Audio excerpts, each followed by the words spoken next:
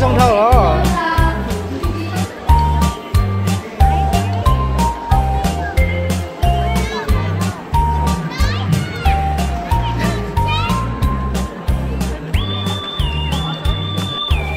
Chụp có tí nhá, người đẹp. Người đẹp chịu có chụp với anh em nhé. Đây những sẵn lòng sẽ không chỉ đủ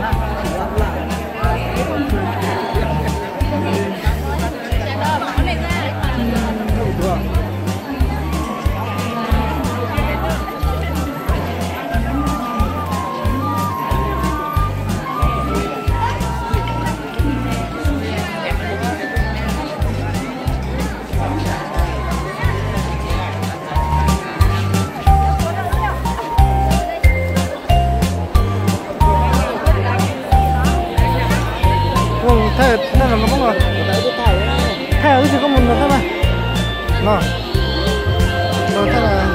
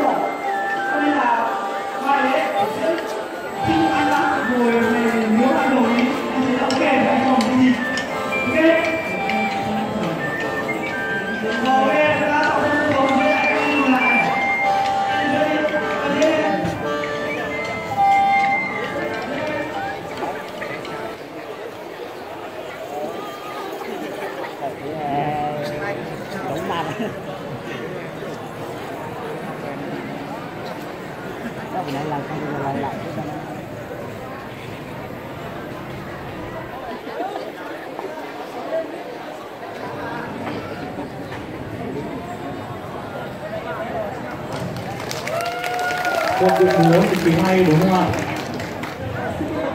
Nữa cho tiết mục xuất sắc này của chúng ta. Cảm ơn các bạn đã chương trình. Và tiếp theo đây chúng ta hãy cùng sân khấu để theo dõi tiếp tục quả đấu nhạc cụ đến từ đoàn Lào Cai. Xin mời đoàn Lào Cai. Trong một tràng pháo tay thật lớn để chào đón tiết mục.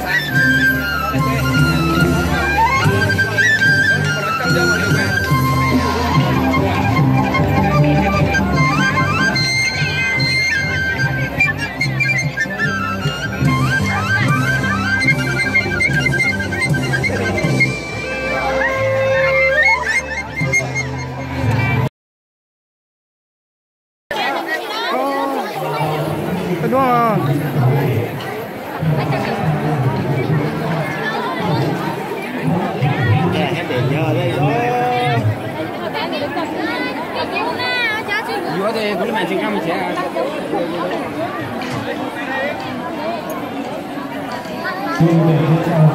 rất là thân thiết nhưng mà bạn lên tô bạn lên một chút xíu để rất đắt rồi sama mama và các bạn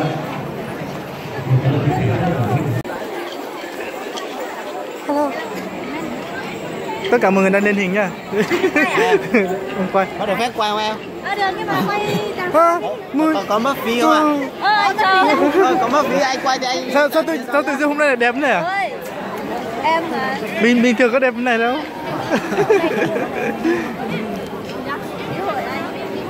Mua này em lấy đâu ra đấy? Em lấy đâu ra? Em lấy đâu ra đấy? Trộn đấy. anh cứ nói chuyện bình thường đi. được rồi.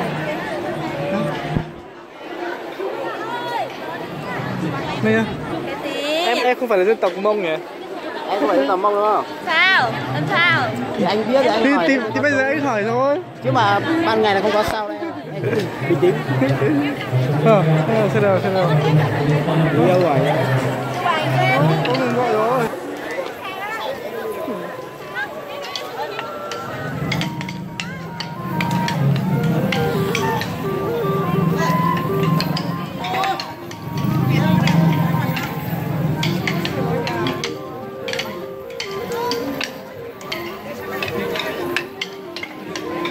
Con đánh cù đâu nhỉ ta?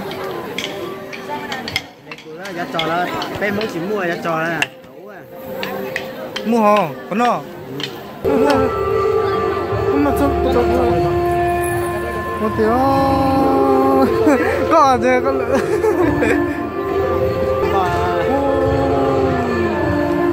chụp ra kia rồi đánh vào đây nào.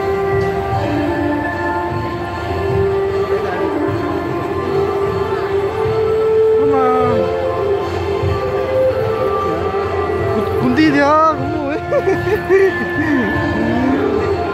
Rong mà nó có thân đi.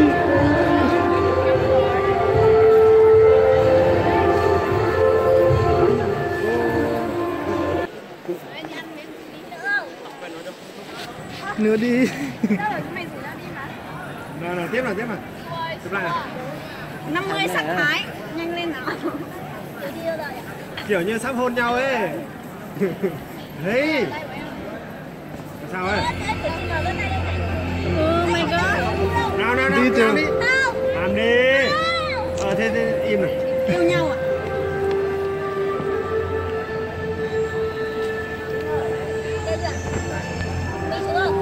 Em xem đẹp không? Dạ. Bé chị chụp với chị này, giờ cái điện thoại nhá. Em chụp cái này. Cái này ạ. Chụp với chị đi. Nào chụp để chuẩn bị đăng Facebook nhá. Được. Chưa video nha.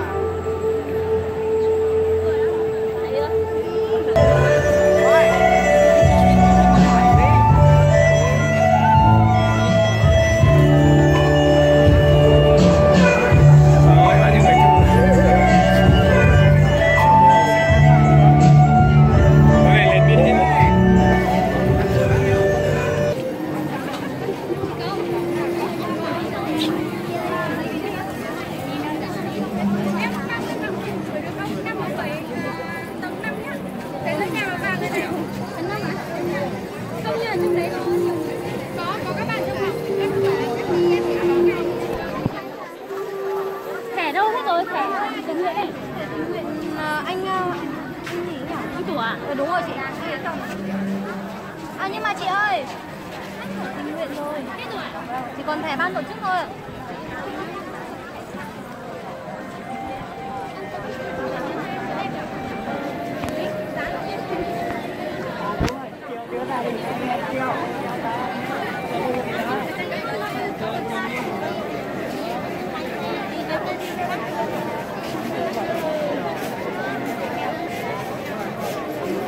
Ôi, buồn cười quá.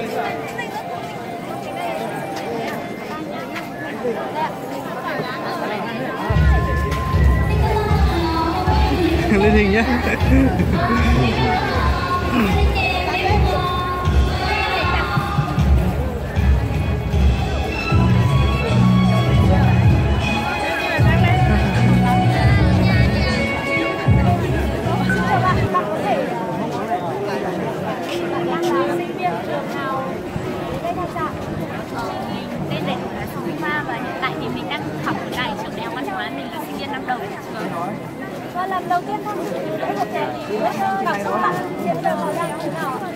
rất vui và một điều rất đẹp, rất vui.